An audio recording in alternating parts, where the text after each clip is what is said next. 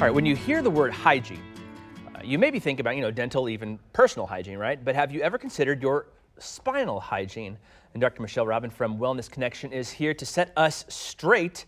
So first off, let's talk about posture, because we're obviously holding a backbone, the spine here, and posture is very important. I remember as a kid, my parents would always say, you want to sit up straight at the table and just always keep that good posture. So besides my parents just yelling at me to do it all the time, how is good posture important? Well, the spine houses the nervous system, and think about the nervous system as a super highway of communication through the brain and down through the spinal cord, out the spinal nerves.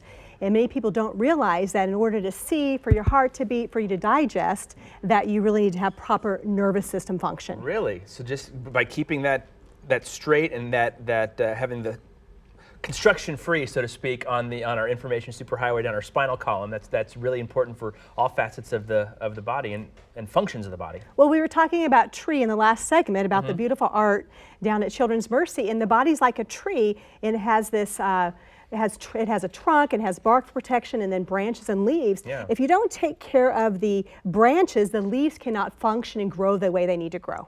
Okay, well, let's talk about what we're here to talk about today is spinal hygiene. I don't think it's probably a term that I've ever said before until today, but what is spinal hygiene? Spinal hygiene is doing little exercises to help keep the muscles healthy so that the spine can stay stable. So many times people have a lot of neck and back pain. Number 2 cause people go to the doctor is neck and back pain. And so what we want to do is we want to take care of the muscles that support the spine so that your spine can stay, in a sense, in place. Okay, so what are some good examples of things we could do on the daily, or just things around the office that we should try to do to maintain that muscle? Well, a great one around the office would be wall angels. So pretend that we have a wall behind us. Okay. And what we want to do is keep your head back, and you're going to take your arms all the way up, slide them up the wall, and you're going to bring them down. And what's going to happen is you're going to be opening up your pec muscles here that get kind of like this from us typing or looking at our phones all day. At the same time, you're going to be strengthening a muscle right by your shoulder blade. So it'll help keep your head, which is as heavy as a bowling ball, over your shoulders where it should be. So your spine will be realigned so you can feel your divine. I feel like I'm also saying touchdown,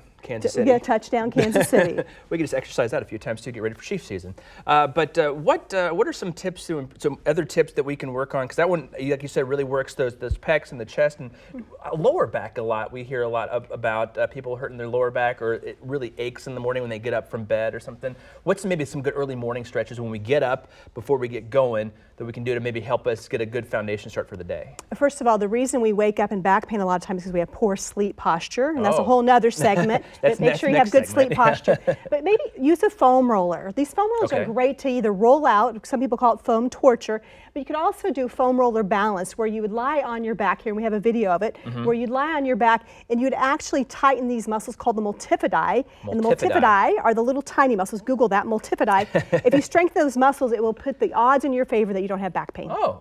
Okay. So that's one thing to do. All right, and then also I need to find out about the Wonder Woman pose. Is that something? Yes. Because when we did the tease for today, they told me to do the Wonder Woman pose, so I did it on camera. Are we going to stand up? Let's stand up. All right, we need to stand up here. Hold on, Ready? here we go. Ready? All right. There we go. And so Amy Cuddy, a popular scientist, talks about how when you do the Wonder Woman pose, a couple of things you're doing. You're opening up your heart. You're also getting good neck posture. Your head's over your shoulders. Okay. And you're actually creating more confidence. The research shows that if you do the Wonder Woman pose before maybe your TV segment or your speech at school, or before you go ask somebody out on a date, it's going to give you more confidence. I'm good enough, I'm smart enough, and gosh darn it, people like me. Just kidding. All right. People love you, Bill. People love me, that's right. I won't do any more Saturday Night Live skits or impersonations, but